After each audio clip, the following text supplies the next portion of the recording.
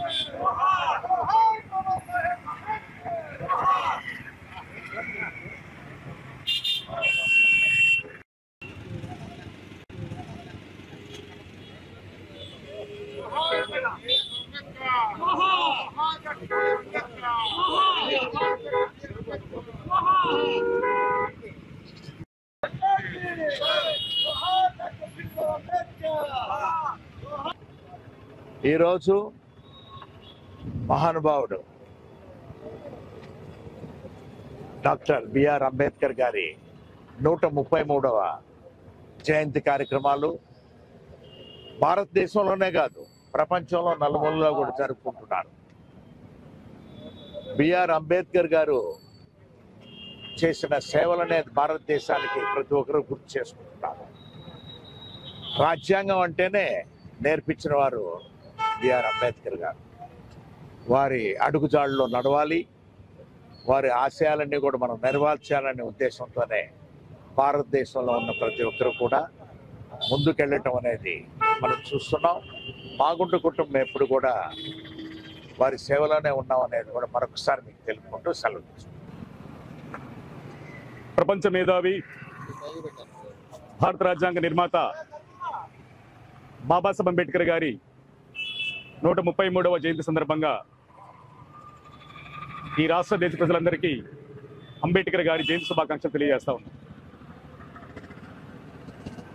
ఈ దేశంలో దళితులు, అణగారిన వర్గాల ప్రజలు స్వేచ్ఛగా బతుకుతున్నారు, జీవిస్తున్నారంటే దానికి కారణం భారత రాజ్యాంగం. ఆ భారత రాజ్యాంగాన్ని ఈరోజు అంబేద్కర్ జయంతుల పేరు మీద, అంబేద్కర్ విగ్రహాల పేరు మీద కపట ప్రేమను వలకబోస్తున్న కేంద్ర ప్రభుత్వాలు